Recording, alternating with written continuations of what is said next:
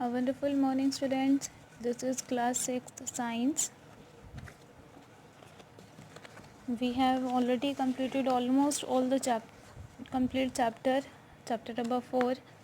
This is the last topic of this chapter. Advantages of grouping. Grouping के क्या क्या advantages है, क्या क्या इसके फ़ायदे हैं. हम समझ चुके हैं कि ग्रुप कैसे बनाते हैं. प्रॉपर्टीज़ के बेसिस पे बनाते हैं, कलर के बेसिस पे, बहुत सारी प्रॉपर्टीज़ थी जिनके बेसिस पे हम ग्रुप बनाते हैं मटेरियल्स का. सो अब इसके एडवांटेज पढ़ते हैं कि एडवांटेज क्या क्या फ़ायदे हैं इसके. वाइल ग्रुपिंग बनाते हुए similar materials are place together. जो सेम तरीके के मटेरियल्स हैं उनको हम एक साथ रख देते हैं. फॉर कन्वीनियंस के लिए यानी आसानी के लिए अपनी materials used quite often are placed nearer. हम वो मटेरियल्स यूज़ करते हैं जो उसके आसपास है, जैसे जिसकी प्रॉपर्टी सेम है उनका हम यूज़ एक साथ कर सकते हैं.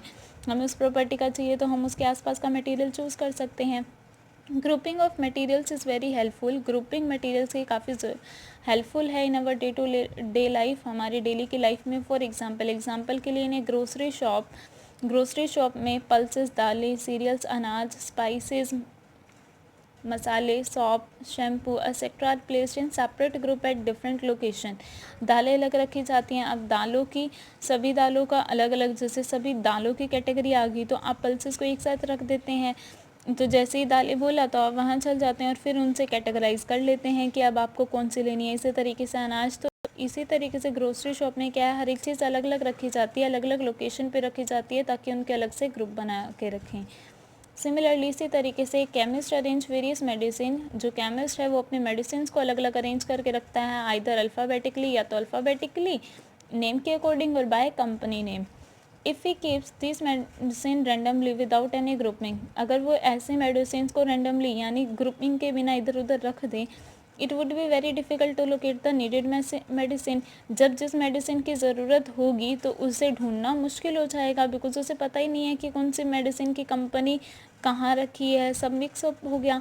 सो grouping also help in studying the properties of object placed in a particular group. तो ग्रुपिंग क्या हेल्प करती है, हमारी हर एक ऑब्जेक्ट के प्रॉपर्टीज़ को, क्वालिटीज़ को पढ़ने में हेल्पफुल होती है जो कि एक साथ एक ही ग्रुप में रखे गए हैं. So we have completed this chapter. Your work is to learn these key terms. Classification क्या होता है, ग्रुप बनाना. तो process of sorting and grouping materials according to some basis. कुछ ना कुछ बेसिस के अकॉर्डिंग ग्रुप बना देना, सॉर्ट कर देना मटेरियल्स को. नेक्स्ट कंबस्टेबल यानी जलने वाली चीज़. Substance capable of catching fire और बर्निंग. वो सब्सटेंस जो आग पकड़ सकता है और जल सकता है.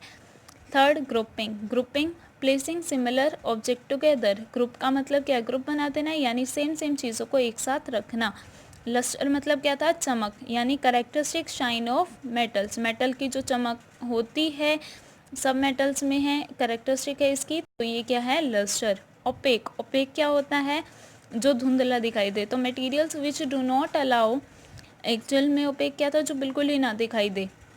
Materials which do not allow light to pass through them. जो अपने अंदर से लाइट को ना जाने दें, और लाइट नहीं जाएगी तो हमें दिखाई नहीं देगा. सॉल्यूबल जो घुलने दे.